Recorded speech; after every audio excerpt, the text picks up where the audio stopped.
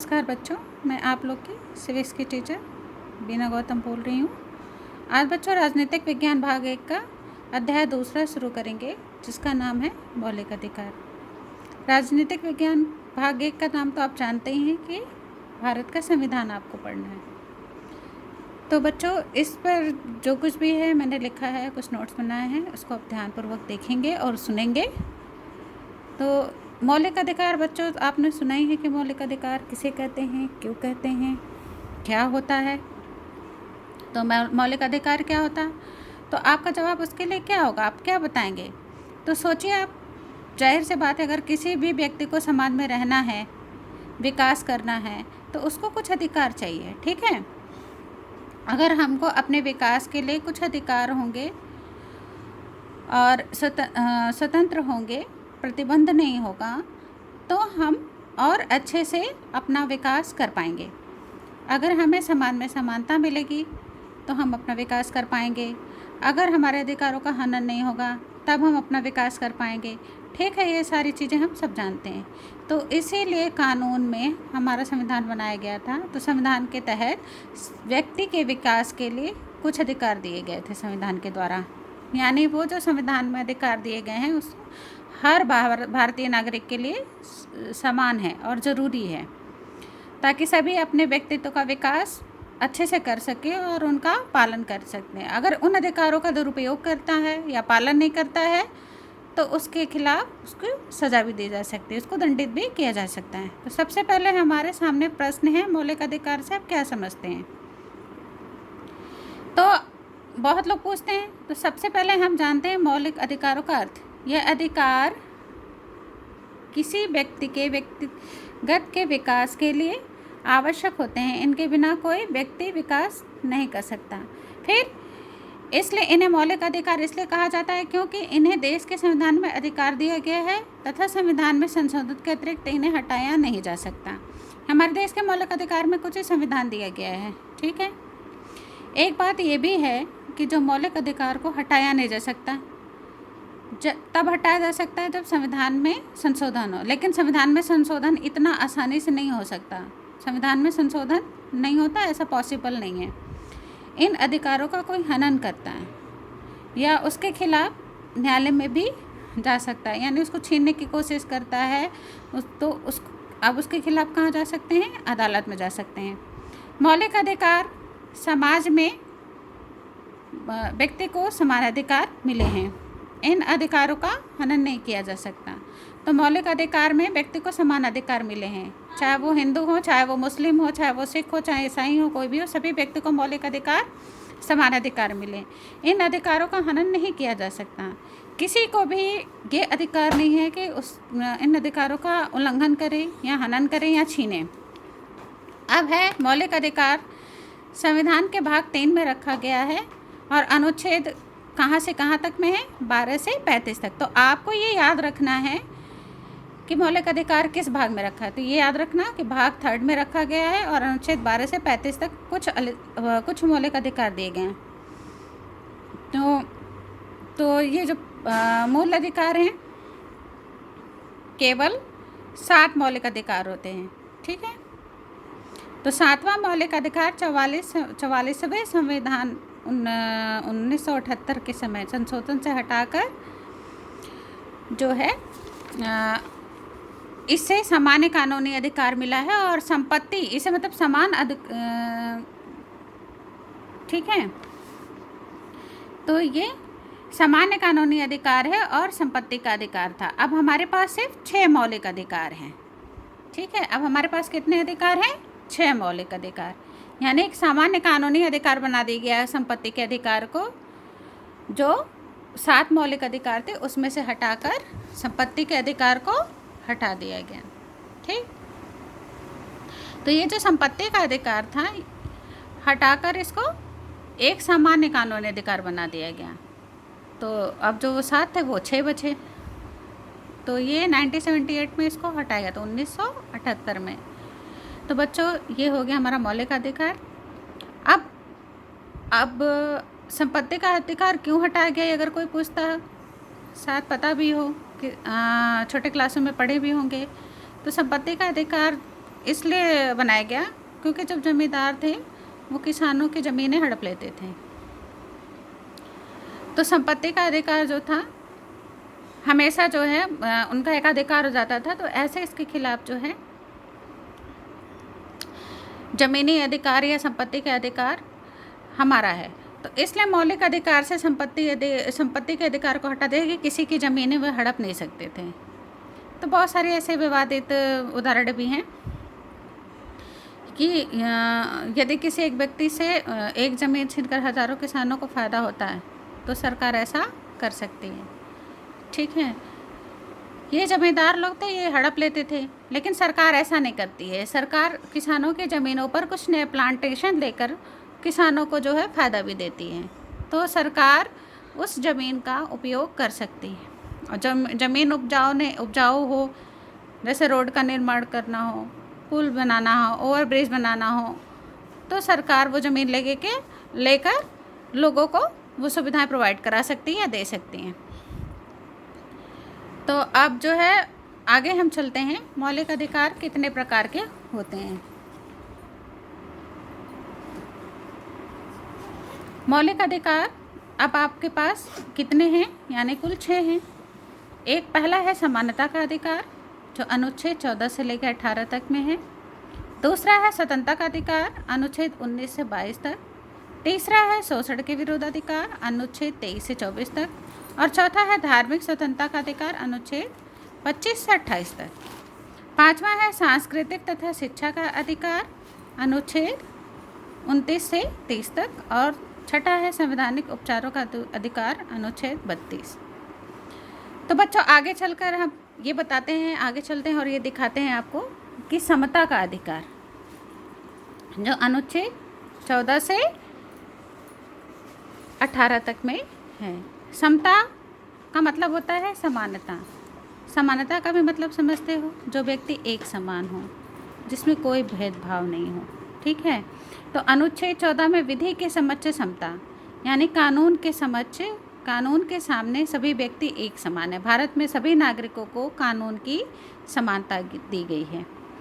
फिर अनुच्छेद 15 में धर्म, मूल वंश, जाति, लिंग या जन्म स्थान के आधार पर कोई भेदभाव नहीं होगा, चाहे वो दुकान हो, होटल हो, सार्वजनिक स्थल में प्रवेश करने की अनुमति हो। तो बच्चों कहने का मतलब होता है किसी भी धर्म, चाहे वो हिंदू धर्म हो, चाहे वो मुस्लिम धर्म हो, चाहे सिख हो, चाहे ईसाई हो, किसी भी जाति का हो। ठीक है, लिंग का मतलब होता है स्त्री हो या पुरुष हो। जन्म स्थान का मतलब होता है आप जिस जगह रहते हो, जिस शहर में रहते हो, जिस प्रदेश में रहते हो, उसके आधार पर कोई भेदभाव नहीं होगा। उन सभी को अपनी दुकानों में, मतलब जहाँ शॉपिंग करना हो वहाँ जा सकते हैं, होटलों में रह सकते हैं, सार्वजनिक स्थानों में प्रवेश कर सकते हैं, जा सकते हैं, जैसे आपके मॉल्स वगैरह हैं, मनोरंजन स्थल वगैरह हैं, पार्क हैं, सारे जगहों पे उनको जाने की अनुमति होगी, उस पर कोई रोक नहीं होगा। अब अनुच्छेद 16 में हम आते हैं। अनुच्छेद 16 में क्या है कि लोक नियोजन के विषय में अवसर की समता। लोक नियोजन का मतलब होता है बच्चों, किसी भी नौकरी को पाने के लिए, किसी भी प्रकार के व्यवसाय करने के लिए, किसी भी तरीके की अवसर प्राप्त करने के लिए, चाहे वो शिक्षा का हो, चाहे वो नौकरी का हो, राज्य के अधीन किसी भी नौकरी में नियुक्त होने के लिए उनको समानता दी गई है। तो कहने का मतलब तात्पर्य ये है, अनुच्छेद 16 में कहा गया कि लोक नियोजन यानी सरकार की तरफ से सरकार के कल्याण में या जो चीज़ें भी सुविधाएं होंगी, शिक्षा की होंगी, नौकरी प्राप्त करने की होंगी, वो सबको प्राप्त होंगी। सभी लोग एक समान हो, चाहे वो स्त्री हो या पुरुष हो या किसी भी जाति का हो, सबको नौकरी में समान अवसर प्राप्त होंगे उसकी योग्यता के बल पर। ठीक है, अब आगे के चैप्टर में क्या है बच्चों, आगे के चैप्टर में अब अनुच्छेद 17 में हम क्या देख रहे हैं, छुआछूत का अंत, अस्पृश्यता का अंत। छुआछूत, इस अस्पृश्यता का मतलब ये होता है कि छुआछूत की भावनाओं का अंत हो गया, ख़त्म हो गया। पहले के समय में क्या होता था कि ST SC मतलब जो पिछड़ी जाति होते थे, जो नीचे तबके के होते थे, दबे कुचले होते थे, उनके साथ छुआछूत का व्यवहार होता था। मतलब उनको सार्वजनिक स्थानों पर या और कहीं उनको यहाँ तक कि स्त्रियों को भी, लड़कियों को भी पढ़ने का अधिकार नहीं होता था। तो अनुच्छेद 17 में छुआछूत का अंत कर दिया गया कि सभी व्यक्ति एक समान होंगे।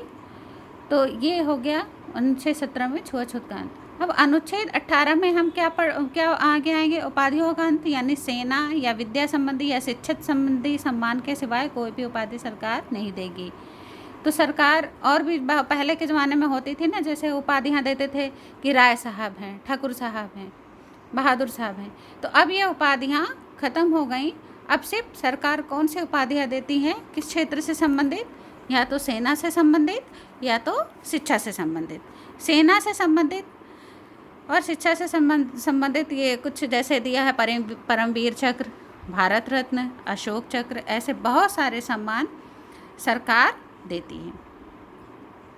तो बच्चों ये तो हो गया आपके समानता का अधिकार। आपको अच्छे से समझ में आया होगा कि समानता का मतलब क्या होता है। समानता का मतलब होता है कि सभी व्यक्तियों को मौलिक अधिकार में समान अधिकार प्राप्त हैं, चाहे वो किसी भी जाति का हो, चाहे वो किसी भी धर्म का हो, किसी भी मूल वंश का हो, या किसी भी कहने का मतलब है कि किसी भी जैसा भी जो भी व्यक्ति हो, चाहे ऊंची जाति का हो या नीची जाति का हो, धर्म का हो, हिंदू मुस्लिम सिख ईसाई किसी भी धर्म से बिलोंग करता हो, स्त्री हो पुरुष हो, सबको एक समान अधिकार प्राप्त है। अब हम आते हैं दूसरा अधिकार क्या है? स्वतंत्रता का अधिकार। और यह स्वतंत्रता का अधिकार अनुच्छेद 19 से 22 में वर्णित है। ठीक है, तो सबसे पहले अनुच्छेद 19 में क्या है? बोलने, विचारों की अभिव्यक्ति की स्वतंत्रता। पहले भी मैंने चैप्टर में जब स्वतंत्रता पढ़ाई थी बच्चों, तो उसमें जो है उस चैप्टर में अभिव्यक्ति की स्वतंत्रता के बारे में बात की थी। अभिव्यक्ति का मतलब होता है अपने विचारों को बोलकर या कहकर या लिखकर प्रकट कर सकते हैं, या भाषण के द्वारा अपने विचारों को प्रकट कर सकते हैं। तो ये सबसे पहले अनुच्छेद 19 में है कि आपको अपने बोलने की, अपने विचारों को प्रकट करने की, अपनी बातों को कहने की, अपने बातों को जाहिर करने की, अभिव्यक्त करने की पूरी स्वतंत्रता है। दूसरा क्या आता है? संघ बनाने की स्वतंत्रता। संघ का मतलब होता है समूह, ग्रुप। तो संघ बनाने की स्वतंत्रता भी आपको मिली है, लेकिन वह संघ बशर्ते कैसी होनी चाहिए? देश की भलाई और हित के लिए होनी चाहिए। हम ऐसे कोई समूह या गुट का प्रयोग नहीं कर सकते जिसमें देश का हित ना हो, व्यक्ति का हित ना हो। तो ऐसे हम गुट को बनाने का अधिकार नहीं रखते हैं। हमें कैसे गुट को बनाना है, हमें कैसे संघ को बनाने की स्वतंत्रता है जिससे देश की और व्यक्ति के व्यक्तित्व के विकास हो सके। अब आते हैं शांतिपूर्वक बिना हथियारों के इकट्ठा होने की आज़ादी।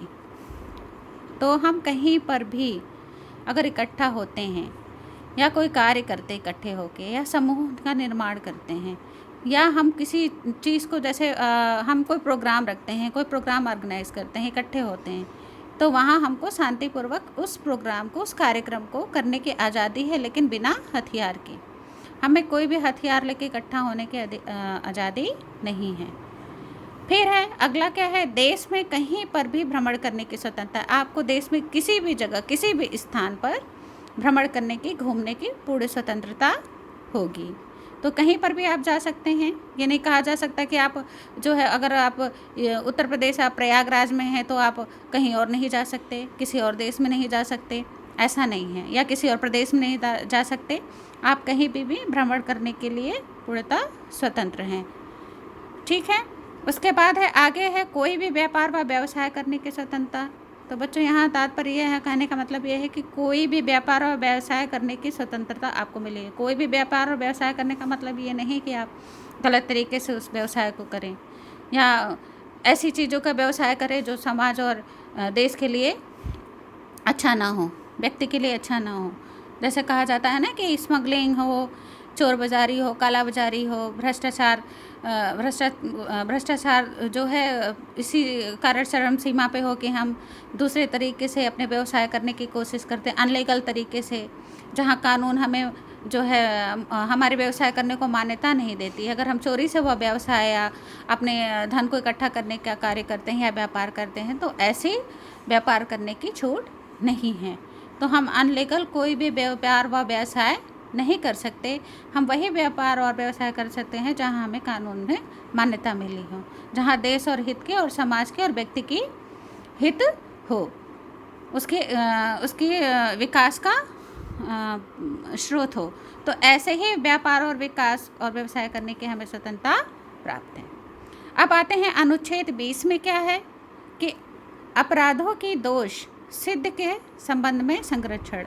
अब कहने का मतलब यहाँ है कि जब भी कभी ऐसा होता है कि अपराधी पकड़े जाते हैं, ठीक है, अपराध का मतलब समझते हो, अपराध कई तरह के होते हैं, चोरी करना, हत्या करना, दुराचार करना, तमाम तरह के अधिकार होते हैं, अपराध होते हैं। तो अपराध की दोष सिद्धि के संबंध में जो संरक्षण होता है, जब तक आपके अपराध आपकी दोष सिद्ध नहीं हो जाते तब तक आप अपनी बचाव कर सकते हैं, आप अपनी सुरक्षा कर सकते हैं, उसके संरक्षण में आप अदालत से अपील कर सकते हैं।